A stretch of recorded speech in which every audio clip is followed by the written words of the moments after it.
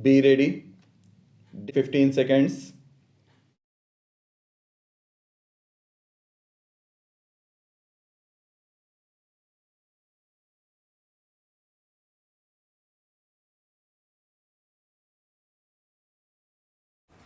Sir, I strongly oppose the statutory resolution moved by the Honorable Home Minister to approve the continuance in force of Article 356.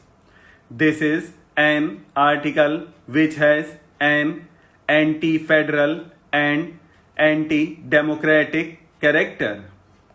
No other constitution in the world is having this painful clause except Pakistan.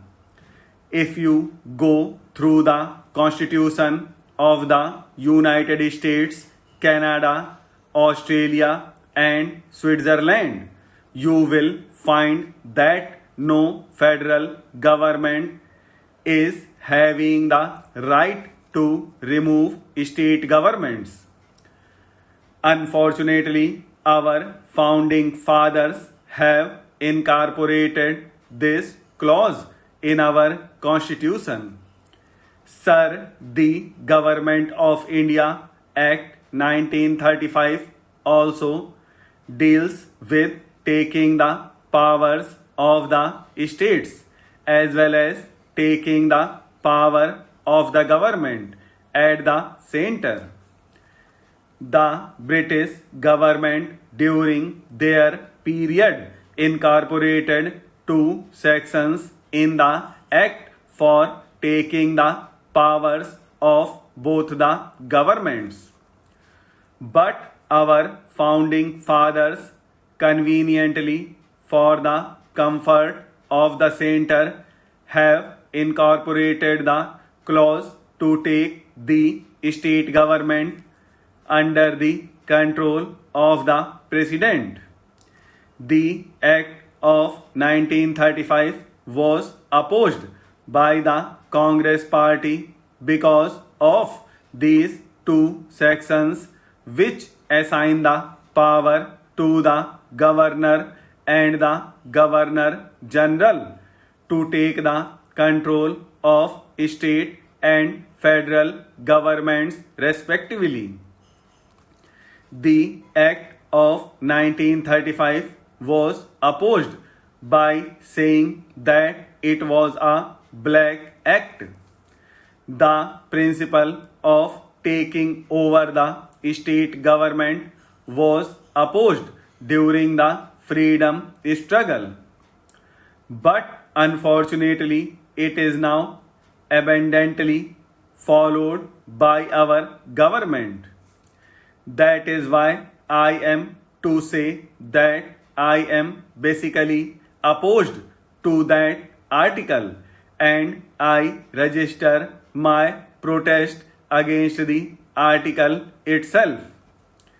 Sir, we know well that in the past this has been utilized not in the interest of the nation, not for protecting democracy, not for protecting the federal principle, but rather to protect the interests of the party at the center, either Congress or Janta.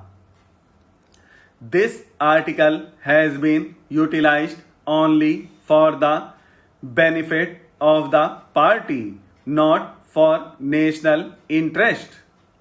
Now the question arises whether this article has been properly utilized in the case of Kashmir or not. Sir, we know well that in the President's address, the Governor was lauded and complimented by the government, saying he has restored democracy, the situation has improved. The entire nation would be thankful to my friend, and so on. After some time, the Congress party is not in a position to tolerate the government of my friend. So it removed the said government from power by utilizing Article 356, but at the same time, it did not dissolve the assembly. But now, sir, on the eve of the elections of the Rajya Sabha, the assembly was dissolved for the interest of the party in power at the center. Therefore, it is totally exercised for the benefit of the party here. That is not only in the case but also in other areas. I am to remind the House that the government is not serious about the elimination of terrorism in Kashmir. Sir, they thought that the state government is not competent to deal with the situation effectively. But what do we see now? President's rule has totally failed to arrest the situation. Rather, it has escalated during the period of President's rule. Sir, for the last 1 year, it has been reported in the press more than 2,000 people have been killed by the terrorists. Since January alone, 750 innocent people have been killed by the terrorists. What steps have been taken by the government? What steps have been taken by the concerned authorities in Kashmir? This has been allowed to continue. At the same time, as far as this House is concerned, it has given adequate powers, even more powers to the government to deal with the situation. The Parliament has passed laws and armed the government with arbitrary powers. We have approved the steps to be taken under Article 349 of the Constitution. More than that, our Constitution has been amended. As far as the Parliament is concerned, it has done its best. But as far as the government is concerned, there is no improvement. The situation is not at all improving. I would like to know what has happened to the decisions. So many decisions have been taken in this House.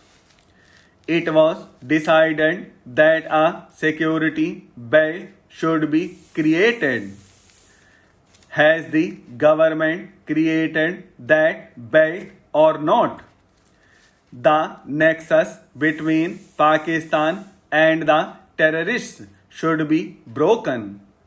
Now, what steps have been taken by the government so far to break this nexus between the terrorists and Pakistan? We always blame that Pakistan is aiding, giving training and giving shelter to terrorists. There is no difference of opinion on that. But what measures have been taken by the government to check all these activities of the terrorists? You are acting like the common people. You are also saying the same thing what the common people say.